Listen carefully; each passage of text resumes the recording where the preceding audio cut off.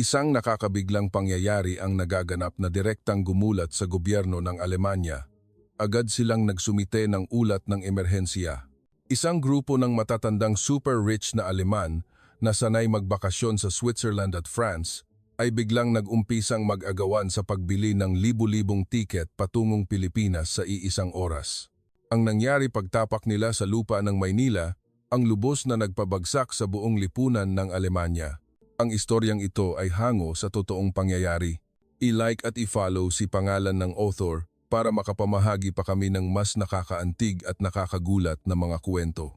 Noong tagsibol ng 2025, sa Berlin, Alemanya, nasaksihan ni Klaus, isang veteranong empleyado ng isang high-end travel agency, ang pinakakakaibang eksena sa kanyang karera. Karaniwan, ang mga kliyente niya ay ang mga pinakapinunong matatanda ng Alemanya, yung mga may bahay sa Swiss Alps o nagpapalutang ng private yacht sa Mediterranean. Ngunit nitong tagsibol, bigla silang tila sinapian at baliw na nagtatanong tungkol sa mga flight patungong Pilipinas. Sa simula, akala ni Klaus ay sumikat lang ang isang bagong Filipino drama o may bagong sikat na Filipino delicacy, ngunit hindi pala. Nag-alinlangan siya sa kanyang pandinig nang may isang kagalang-galang at retiradong ministro, nasa edad 70s, ang seryosong nagsabi sa telepono, "Klaus, gusto kong pumunta sa Maynila at subukan ang sistema ng kanilang Metro Rail." Metro Rail? Ano yon? May iba namang nagsabi, "Ayoko ng Michelin restaurant." Narinig ko, mayroon silang traditional at napaka-organisadong night market. Ang mas nakakagulat pa, 12 ng ganitong kakaibang kahilingan ang dumating sa loob ng 1 o 2 araw. Isang salita ang patuloy nilang binabanggit, kumpirmasyon. Gusto nilang personal na makita kung gaano kaorganisado at kahusay ang lipunan ng Pilipinas. Naiintindihan ba ninyo? Hindi ito simpleng paglalakbay.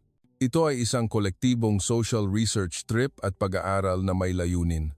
Si Friedrich Mittag, dating ministro ng pananalapi ng Alemanya, ay nagsabi sa isang panayam sa Der Spiegel, "Sawa na akong makita ang ulat ng media ng Alemanya tungkol sa kung gaano kagaling ang sistema ng Pilipinas. Kailangan kong personal na pumunta at tingnan kung totoo ang lahat ng iyon." Ang kanyang mga kaibigan ay pareho, mga bilyonaryong may-ari ng bangko, mga industrial magnate, at mga propesor sa nangungunang unibersidad ay palihim na nagpaplano ng kanilang biyahe patungong Pilipinas. Ang lahat ng high-end travel agency sa Berlin ay nabalisa. Sa tagal ng kanilang operasyon, ngayon lang sila nakaranas ng ganito ka-absurd na konsultasyon. Hindi nila alam kung paano haharapin ang mga bilyonaryong ito na ayaw ng private plane o luxury hotel at sa halip ay gustong sumubok ng mga pampublikong bus, tren at ordinaryong ospital. Sa huli, kinailangan ng mga ahensiya na magdisenyo ng isang itinerary na hindi nila inakala isang itinerary ng karaniwang mamamayan.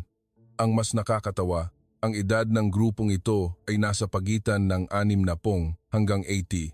Ang mga taong ito ay ang absolute elite ng Alemanya. Ang kanilang biglaang interes sa isang maliit na kapuluan sa Asya ay lubos nakakatuwa. Nagsimula na ring lihim na i-monitor ng mataas na hanay ng gobyerno ng Alemanya ang issue. Pakiramdam nila, ang kolektibong pagpunta ng mga bigating ito sa Pilipinas ay higit pa sa simpleng paglalakbay. Tahimik na nakipag-ugnayan ang German Foreign Office sa Philippine Embassy para alamin kung ano ang nangyayari. Ang sanhi ng lahat ng ito ay isang dokumentaryo tungkol sa Pilipinas na ipinalabas sa German Public Television. Ang pamagat, "Himala sa Asia, ang sistema ng lipunan ng Pilipinas." Ito ay naging lubos na sikat, kumalat na parang virus sa rich circle ng Alemanya at nag-alab sa kanilang pagnanais na personal na makita ang sitwasyon, lalo na ang mabilis at mahusay na e-government at healthcare services ng Pilipinas ang nakakuha ng kanilang pansin. Ang mga Aleman na nanood ng programa ay nabulabog dahil sinabi sa dokumentaryo na ang Pilipinas ay hindi lang isang tech powerhouse. Ang kahusayan ng paggana ng buong lipunan nito ay higit na mataas kaysa sa Alemanya. Lalo na noong pandemya noong 2020, ang buong sistema ng Pilipinas sa paglaban sa sakit kasama ang napakabilis na bilis ng pagdedesisyon ay sumaksak sa puso ng mga intelektual na Aleman na palaging ipinagmamalaki ang sarili nilang kahusayan Imposible. Sobrang pagyayabang lang yan. Ito ang unang reaksyon nila, kaya't nagdesisyon silang lumipad para personal na makita. Ang industriya ng turismo ng Alemanya ay natulala. Sa loob lamang ng isang linggo, ang mga high-end bookings patungong Pilipinas ay tumalon ng higit sa 300. Ang mas nakakagulat, ang mga nag-book ay halos ang pinakapinunong 0.1% na super elite ng Alemanya. Ang bawat pangalan sa listahan ay sapat na para maging headline sa balita ng Alemanya. 12 chairman ng mga multinational company, 8 chairman ng bank board, kasama ang dating CEO ng BMW at Mercedes. Nakakasilaw ang listahan. Ang average na edad ay 70. Marami sa kanila ay hindi pa nakatuntong sa Asia sa buong buhay nila. Ang pinakakakaiba ay ang kanilang mga kahilingan sa paglalakbay. Walang private plane, ayaw sa first class, gusto nilang sumakay sa economy class ng regular na flight. Ang mga hotel ay kailangang mid-range business type, ayaw sa 5-star suite. Ang itinerary ay mas absurd pa. Walang interes sa historical sites o resorts. Eksklusibo silang nagtanong tungkol sa metro rail, public markets, public hospitals, at mga government service centers. Isang dating ministro pa ang nagsabing gusto niyang personal na manood sa City Hall ng Maynila kung paano sila nagbibigay serbisyo sa mga mamamayan. Ang German travel agencies ay nagkagulo sa harap ng ganitong kakaibang mga kahilingan. Ang Philippine Tourism Office sa Alemanya ay natulala rin. Karaniwan, mga 20,000 turista lang ang dumarating mula Alemanya sa loob ng isang taon. Ngayon, halos 10,000 high-end bookings ang dumagsa sa loob ng isang buwan at hindi sila interesado sa tanawin. Nagsimula na ring maging highly stressed ang gobyerno ng Alemanya. Ang kolektibong pag-alis ng maraming social elite ay may malaking implikasyong politikal.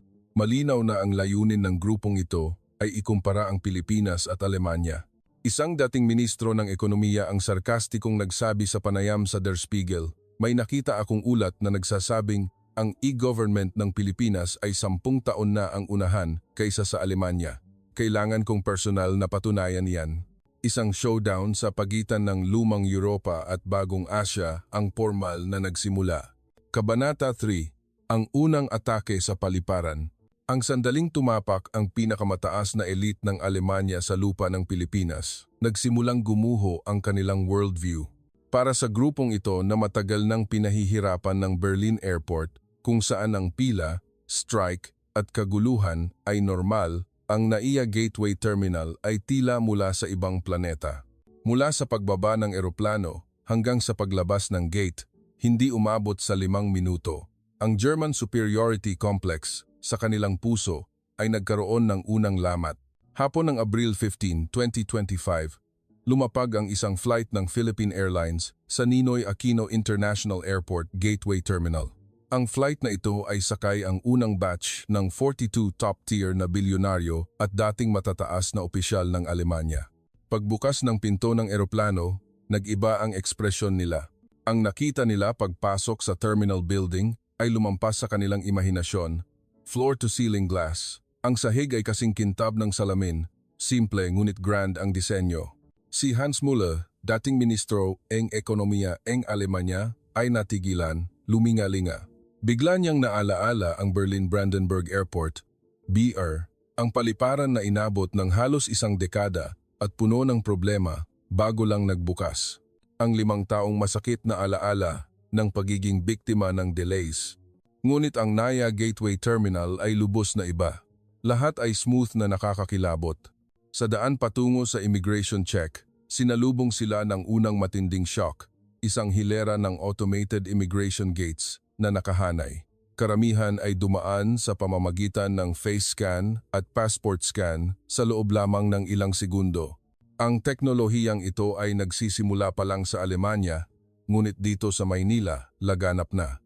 Si Thomas Schneider, dating CEO ng BMW, ay natigilan sa harap ng automated gate bago siya nakapag-reek. Hindi niya maiwasang mamangha. Ang interface ay talagang user-friendly, madaling gamitin kahit ng mga banyaga na hindi marunong magbasa ng Filipino. Napakahusay ng multilingual switch. Sa baggage claim, dumating ang pangalawang shock. Ang malaking screen ay nagpapakita ng real-time kung nasaan ang bawat bagahe. Ang carousel ay umikot ng matatag, walang gulo, hindi tulad sa Frankfurt Airport kung saan ang nawawalang bagahe o kalahating oras na delay ay normal. Hindi nila ito maiisip dito. Ang pinakakakaiba, ang serbisyo ng mga tauhan ng paliparan. Mahusay mag-Ingles ang staff sa information desk. Habang naglalakad, ang sahig ay agarang nililinis at pinapakintab. Ang service level na ito ay halos wala sa mga paliparan ng Alemanya. Free Wi-Fi na madaling konektado, charging stations, rest areas, lahat ay kumpleto. Seryoso, Asya pa ba ito?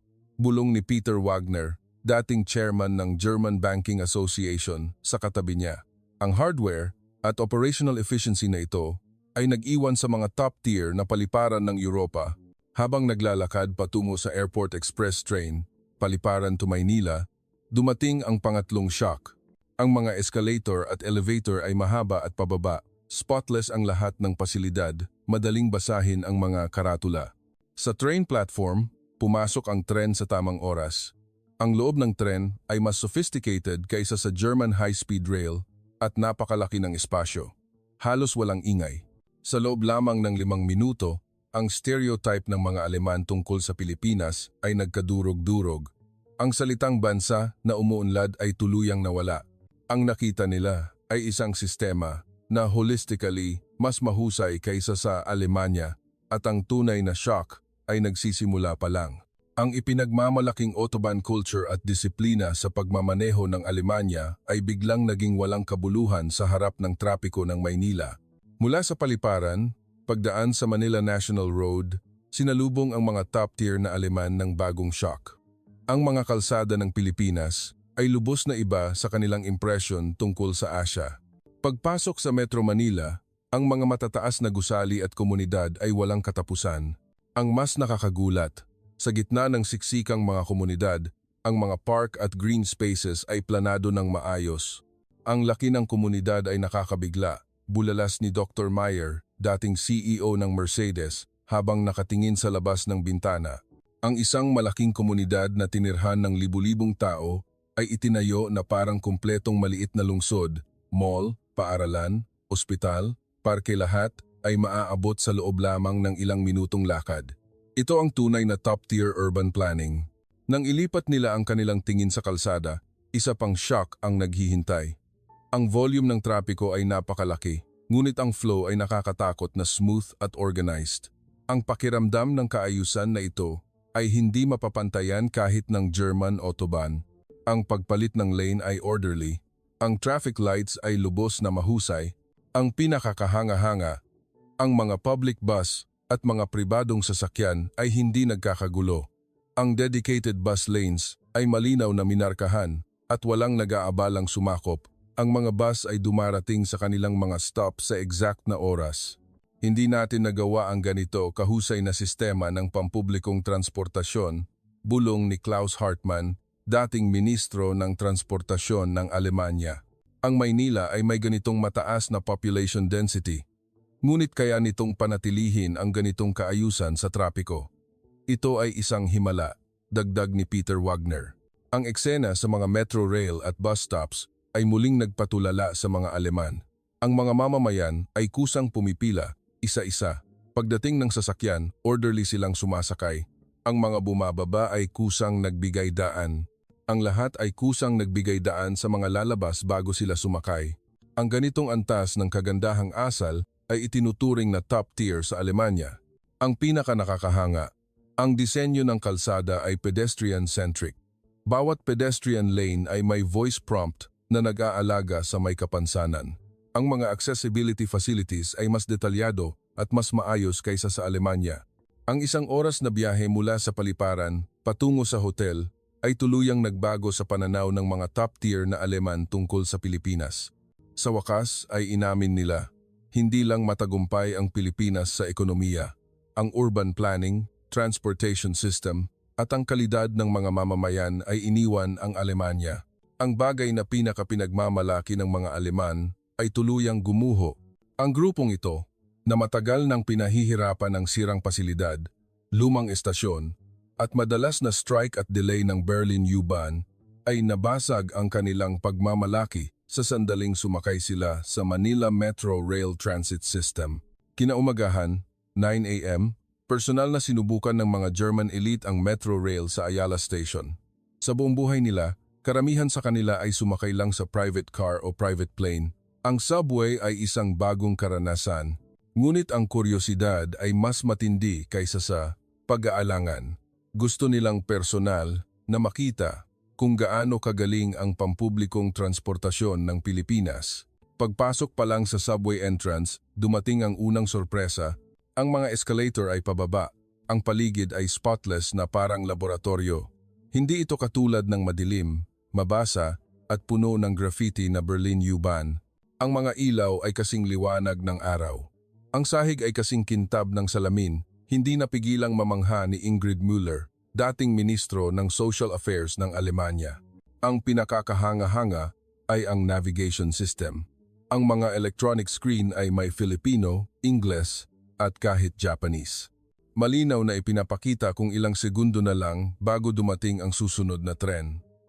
Sa Alemanya, ang subway ay madalas madelay o huminto. Dito, hindi iyon nangyayari. Ito ay on-time na, parang alarm clock. Ang dilaw na linya na nakapinta sa plataporma ay nagpatulala rin sa mga Aleman. Ang lahat ay kusang nakatayo sa likod ng linya at pumipila. Pagdating ng tren, kusang naghihiwalay ang mga tao para bigyan daan ang mga bababa.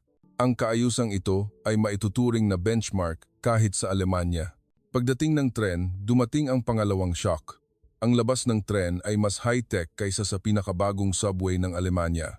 Pagbukas ng pinto, ang loob ng bagon ay maliwanag, malaki at komportable. Maayos ang ayos ng mga upuan at malinaw na nakamarka ang mga priority seat. Ang mga kabataan ay kusang nagbibigay upuan sa mga matatanda. Si Thomas Schneider, dating CEO ng BMW, ay humanga sa kalinisan ng bagon, walang makitang kahit isang piraso ng papel sa sahig. Ang mga upuan ay parang bago. Ang graffiti at pinsala na normal sa Berlin U-Bahn ay wala dito. Ang pinaka nakakakumbinsi ay ang passenger etiquette. Ang mga nag-uusap ay mahina ang boses. Walang nangangahas na magsalita ng malakas sa telepono. Karamihan ay tahimik na naglalaro sa telepono o nagbabasa. Walang kumakain, walang maingay, walang nangaabala sa iba. Ang antas ng sibilisasyon na ito ay bihirang makita kahit sa mga malalaking lungsod ng Alemanya. Sa interchange station, dumating ang pangatlong shock. Maraming linya ang nagtatagpo. Ang istruktura ay napakakomplikado, ngunit ang mga karatula ay madaling basahin at hindi maliligaw. Mayroon pang ang label sa German na napakatumpak. Mas smooth ang interchange kaysa sa magulong Frankfurt Central Station. Ang mga pasilidad sa loob ng subway station ay nakagulat din sa mga Aleman. Ang mga banyo ay kasing linis ng 5-star hotel. Ang mga convenience store, parmasya, at maging ATM ay kumpleto. Nalaman nila na ang Manila Metro Rail ay hindi lang isang transportation tool. Ito ay sadyang ginawa bilang isang komportableng living space.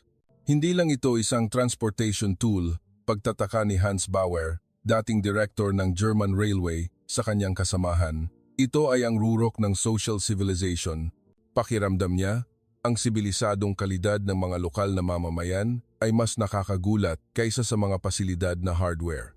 Pagkatapos ng isang oras na biyahe, ang mga German elite ay tulala pa rin.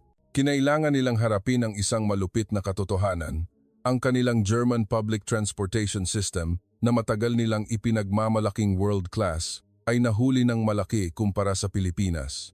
Ang pagmamalaki ng sistema ng kalusugan ng Alemanya ay biglang gumuho, lubos na gumuho. Para sa mga top-tier na Aleman na kailangang maghintay ng ilang araw o linggo para makakuha ng specialist appointment sa Alemanya, ang kanilang karanasan sa ospital ng Pilipinas ay isang dimensional attack sa mundo ng kalusugan. Tapos na ang lahat ng pagsusuri sa loob lamang ng 2 oras. Hindi na mailarawan sa salita ang kanilang pagkabigla. Kinabukasan ng umaga, isang hindi inaasahang pangyayari ang naganap. Isa sa mga miyembro ng German delegation, si Rudolf, dating director ng German Federal Bank, ay biglang nahilo at sumikip ang dibdib.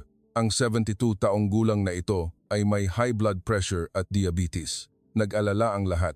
Dali-daling dinala ng tour guide si Rudolph sa St. Luke's Medical Center o isang hyper-efficient na Philippine hospital. Bago pa man makarating sa emergency room, kinabahan ang mga Aleman. Nag-aalala sila kung makakakuha ba ng magandang paggamot ang isang dayuhan sa ospital ng Pilipinas. Ngunit, mula sa sandaling pumasok sila sa ospital, ang kanilang mga pandama ay nabago. Unang sorpresa, walang problema sa wika. Ang staff sa reception ay matatas mag-Ingles at pagkatapos makumpirma ang sitwasyon, agad silang nag-ayos ng isang German-speaking translator. Sa Alemanya, kailangan pang mag-book ng translator ng ilang araw, dito agad na naresolba. Pangalawang sorpresa, napakabilis na kahusayan. Ang proseso ng pagpaparehistro ay napakabilis na nag-alinlangan ang mga Aleman sa katotohanan. Information confirmation, insurance arrangement, doctor assignment lahat ay natapos sa loob ng wala pang 10 minuto. Sa Alemanya, ang insurance check pa lang ay maaaring umabot na ng 1 oras. Ang efficiency ng computer system ay hindi katulad ng sa Alemanya.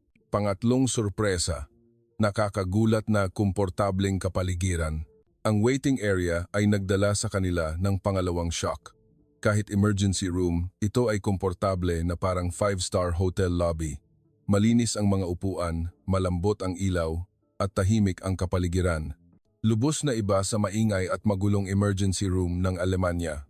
Pang-apat na atake, bilis ng pagsusuri, ECG, chest x-ray, blood test, at CT scan, lahat ay natapos sa loob ng 1 oras. Sa Alemanya, ang pagpila lang para sa CT scan ay maaring tumagal ng ilang linggo. Ang mga resulta ay inilabas kaagad at ang medical report ay maaari nang basahin agad. Hindi na ito medical service. Bulong ni Maria Schmidt, dating Deputy Minister ng Kalusugan ng Alemanya, sa isang medical professional na kasama niya. Ito ay isang revolusyon sa kalusugan.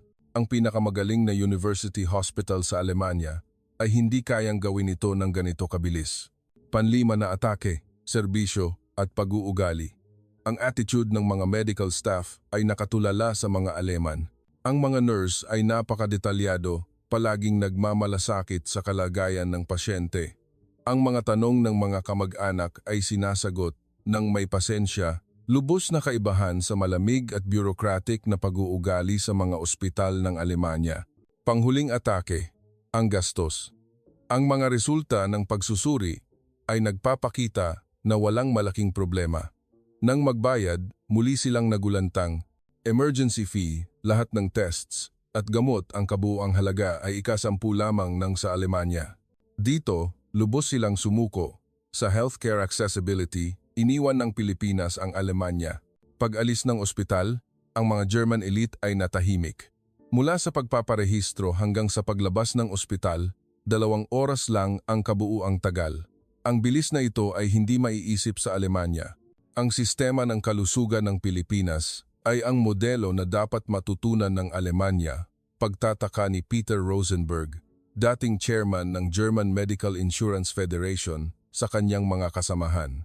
Nang bumalik ang top-tier elite ng Alemanya at magsimulang magsalita, ang buong lipunan ng Alemanya ay nagulantang. Ang mga top-tier elite na ito, na dating pinakamasigasig sa pagpuri sa German superiority, ay kolektibong pinuri ang Pilipinas. Ang issue ay lumaki hanggang sa kailangan ng gobyerno ng Alemanya na sumulat ng emergency report. Sa simula ng Mayo 2025, bumalik sa Berlin ang mga German elite na bumisita sa Pilipinas. Mula sa pagbaba ng eroplano, ang kanilang ekspresyon ay lubos na iba. Ang worldview ng mga taong ito, na palaging naniniwala sa European centralism, ay tuluyang nabaligtad. Ang unang nuclear bomb ay inihagis ni Friedrich Mittag, dating ministro ng pananalapi ng Alemanya, sa isang political gathering sa Berlin. Hayagan niyang sinabi, ang digital government ng Pilipinas ay nangunguna sa Alemanya nang hindi bababa sa 10 taon. Agad na nagulo ang politika ng Alemanya. Ang mga salitang ito ay nagmula sa taong palaging nagmamalaki sa German efficiency. Ang German media ay nabaliw. Ang headline ng Bild ay nag-viral, German elite shocked in the Philippines. Der Spiegel ay nagbigay ng malalim na ulat, German leaders learning from Asia. Frankfurter Allgemeine Zeitung ay nag-analiza sa Philippine model. Ang pangalawang atake ay nagmula sa sektor ng sasakyan. Si Thomas Schneider, dating CEO ng BMW, ay hayagang nagsabi sa isang pagpupulong ng mga top executive ng sasakyan sa Alemanya, ang pampublikong transportasyon ng Pilipinas ay mas mahusay kaysa sa ating autoban. Ang pagmamalaki ng Automobile Kingdom ng Alemanya ay nagkadurog-durog para sa mga German business magnate na araw-araw na natraffic sa Frankfurt at Munich. Ito ay isang nakamamatay na atake. Ang sektor ng kalusugan ay nagkagulo. Si Maria Schmidt, dating Deputy Minister ng Kalusugan, ay hayagang nagpuri sa Philippine healthcare sa German Medical Congress. Ipinagyabang niya ang Pilipinas at ibinunyag, sa Alemanya, kailangan maghintay ng 3 linggo para sa CT scan, ngunit sa Pilipinas, natapos ang buong check-up sa loob lamang ng 2 oras. Agad na gumuho ang mindset ng German Medical Circle at nagsimulang collective self-reflection. Ang gobyerno ng Alemanya ay hindi na nakatiis. Sa harap ng elite na sabay-sabay na pumupuri sa Pilipinas, lumaki ang issue. Nagtulungan ang Foreign Office at Economic Ministry upang magtatag ng Emergency Task Force. Ang misyon ay lubusan na hukayin ang sistema ng lipunan ng Pilipinas upang makita kung saan maaaring mangopya ang Alemanya. Ang mga tanong tungkol sa Pilipinas ay dumami sa German Congress. Hinabol ng opposition party ang gobyerno at tinanong, gaano na tayo nahuhuli sa Pilipinas sa digitalization? Gaano tayo ka-stupid? Ang ruling party ay nataranta at humingi ng agarang pag-iimplementa ng Philippine Experience sa Alemanya. Nagkagulo ang Berlin Congress dahil sa Pilipinas favor. Ang reaksyon ng mga karaniwang Aleman ay napakalakas din. Ang mga first-hand experience ng mga elite na ito ay araw-araw na binabato ng media. Bilang resulta, ang mga karaniwang mamamayan ay na-interes din sa Pilipinas.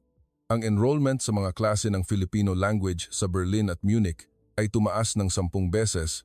Ang mga booking ng flight at hotel patungong Pilipinas ay tumalon ng 500% kumpara noong nakaraang taon. Ang conclusion ng gobyerno ng Alemanya ay mas nakakagulat pa. Ang 200-page emergency report na isinulat ng Economic Ministry at Foreign Office ay may pamagat. Pagkatapos ng Philippine Experience, pagguho ng worldview ng German top tier at mga epekto sa lipunan. Ang ulat ay nagtapos. Ang Pilipinas ay hindi lamang isang bansa sa Asia. Ito ay isang supermodel na kailangang tularan ng Alemanya ng may pagpapakumbaba. Ang pinakamatitinding pangungusap sa ulat ay hayag na nagpapahayag.